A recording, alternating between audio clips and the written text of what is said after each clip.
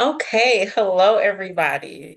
So I hope you're excited. I'm going to talk to you a little bit about my office, which is Graduate Student and Program Consultation Services.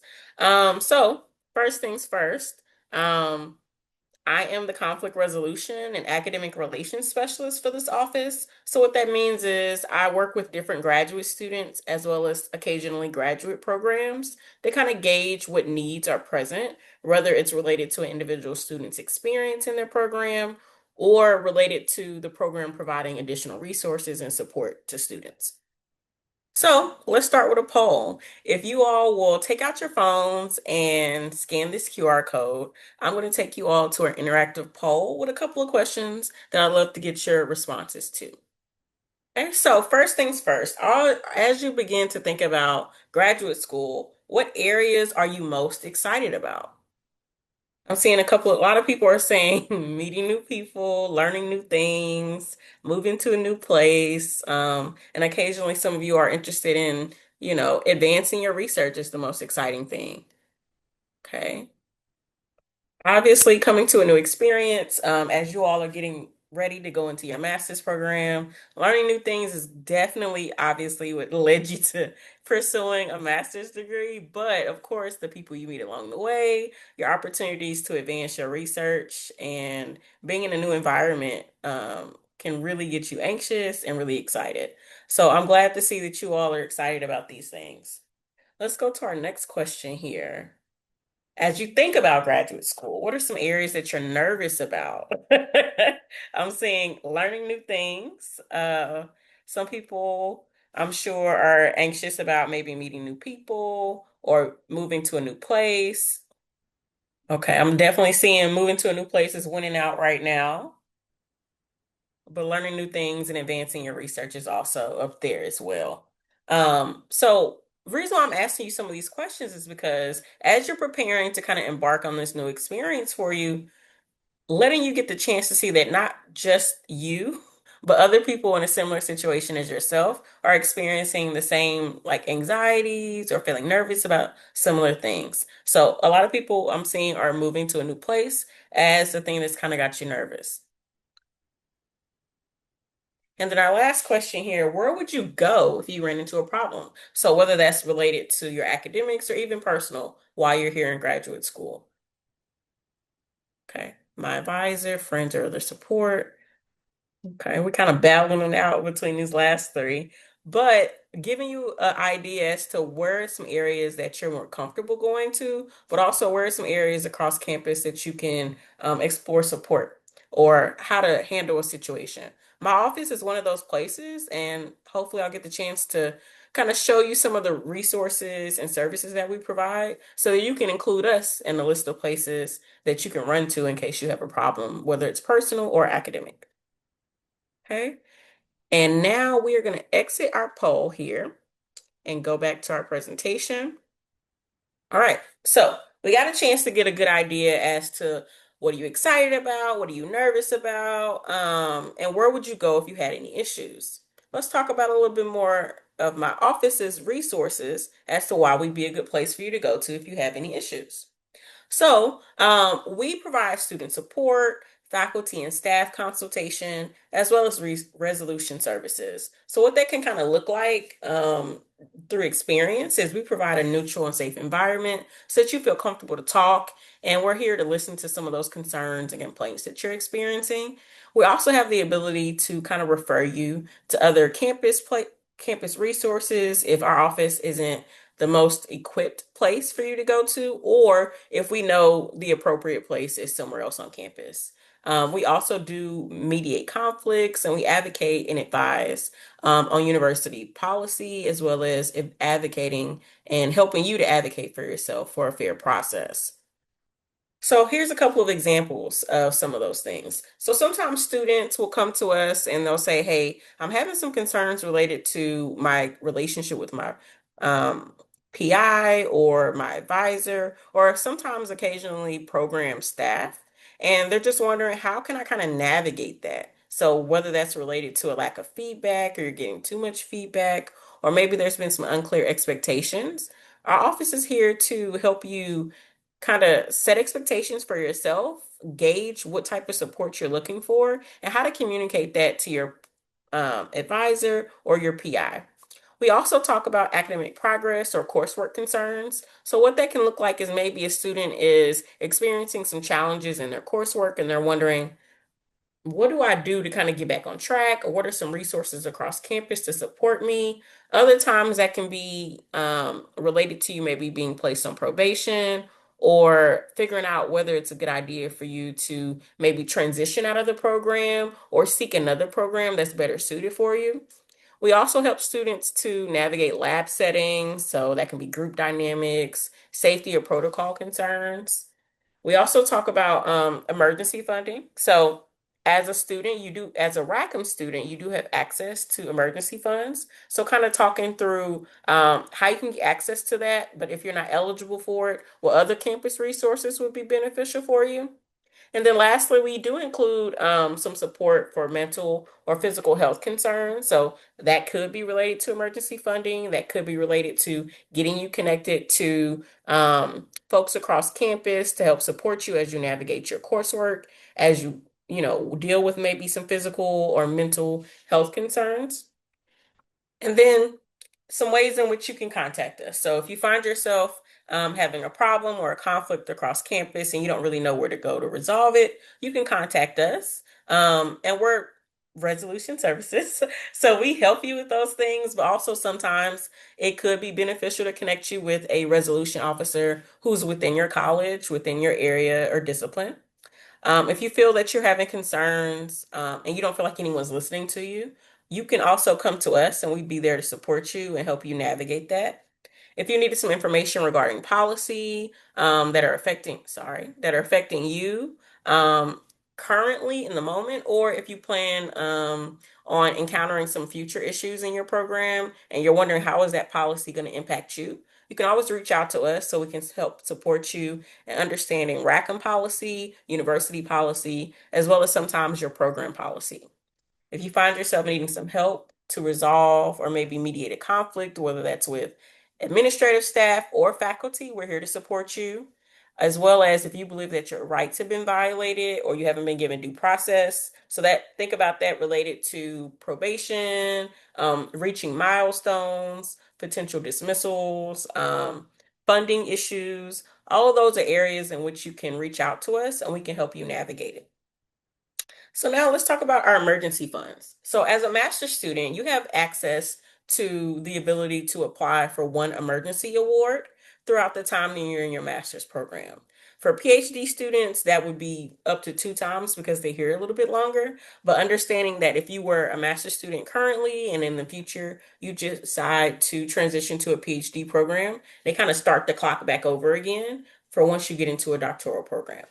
But as a master's student, what's important for you to know about our emergency funds is that you're eligible for up to $2,500 for any eligible expenses. So, emergencies related to like any medical needs, any events that are maybe impacting you financially. Sometimes we get cases where there's been a theft and students are able to get support in getting maybe a new laptop, or in other situations, students have had an issue in which there's been a death in the family, and they're the sole person to kind of care for family back at home. So it's impacting their needs here, wherever they are. And we can help students in that way. Occasionally, there's like an actual like weather issue or a disaster that impacts the students' living, and we can assist in that way.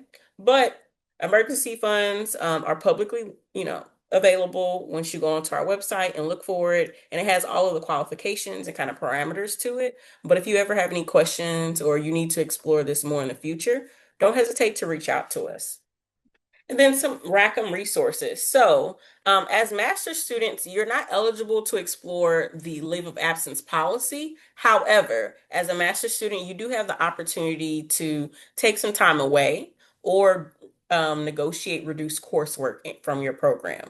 And that can be related to any number of issues that require you to kind of take some time away from your academics. So that could be a medical issue, maybe a personal reason that you want to take some time away. If you have to kind of like pause your education and maybe come back at a later time, you can do that as well. What's important for you to know as a master's student, you only need to be enrolled every 12 months. So if you were to say in the middle of the semester, I need some time away, you can take some time away, understanding with any financial repercussions, but you don't have to go through a more formal process of submitting a leave request and getting approval from other folks.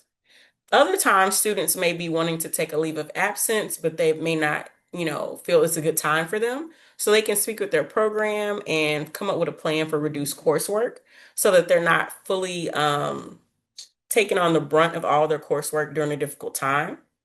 So that is something that you want to explore with my office. If you have any questions or you find yourself wanting to take some time away or explore reduced coursework, don't hesitate to reach out to us.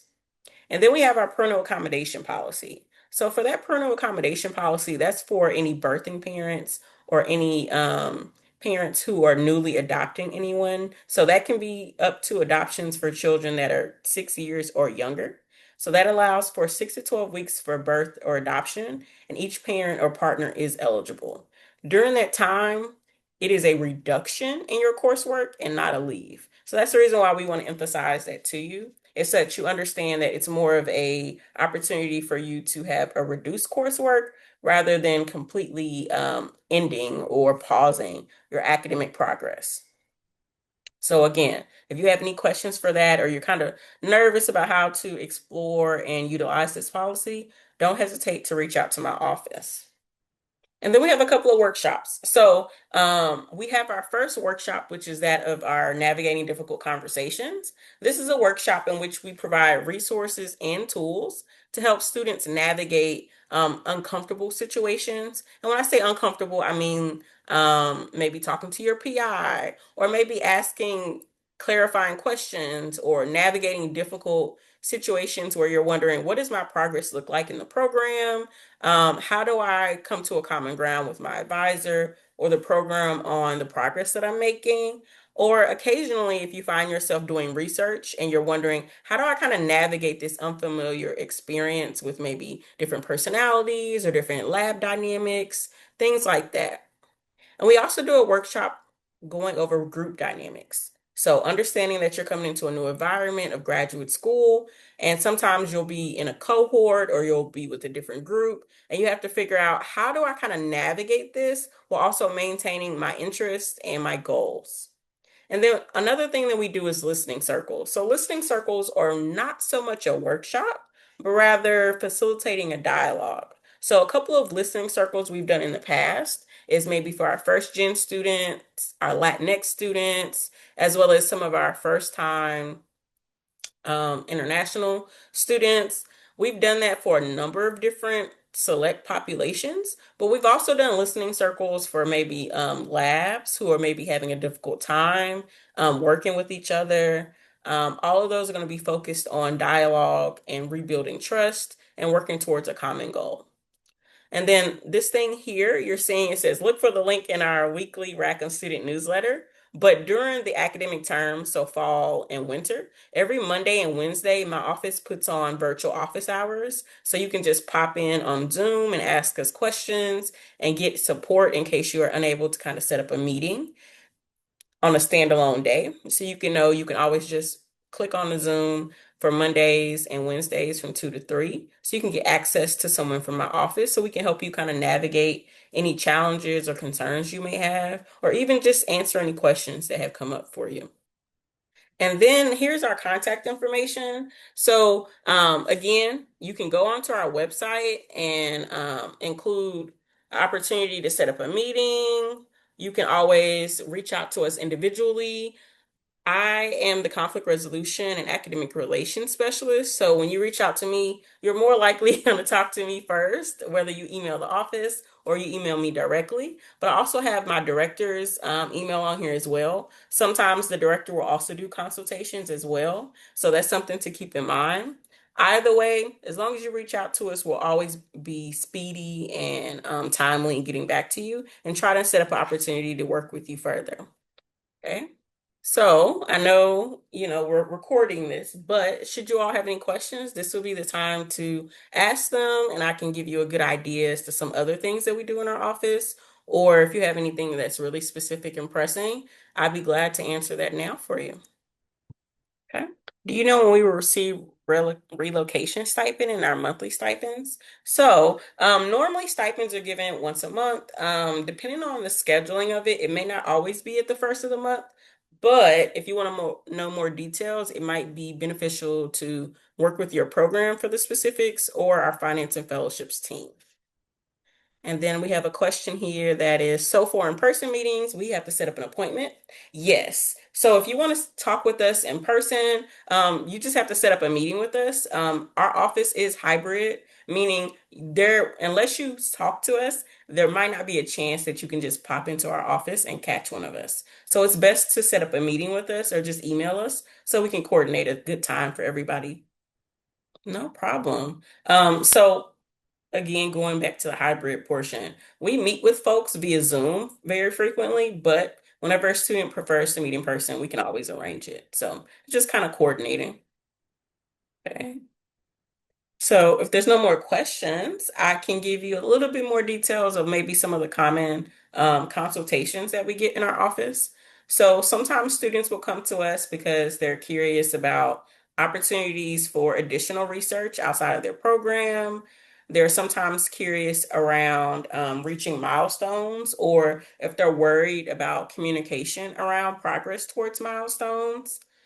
Rare occasions, we get folks who are concerned about academic probation. So they've either been told that they're being placed on academic probation or they're nearing the end of their academic probation and they're wondering what resources or support they can get as they either get off of academic probation, appeal academic probation, or if they're talking about potential dismissals. The best consultations, so the ones that aren't so heavy sometimes, are sometimes when folks are just wondering, hey, how do I get access to testing accommodations? Or how do I get a chance to get job opportunities on campus? Those are easy referrals, as well as we get a chance to connect you with other offices, do a warm handoff so that it's not just you Google searching and just trying to set up a meeting all on your own. We want to be a good resource to connect you to other campus offices or other folks on campus who could be just as helpful. Well, if there's no more questions, again, don't hesitate to reach out to our office as you embark on your journey here, or set up a meeting on our website. And thank you all for being available and getting a chance to learn about our office.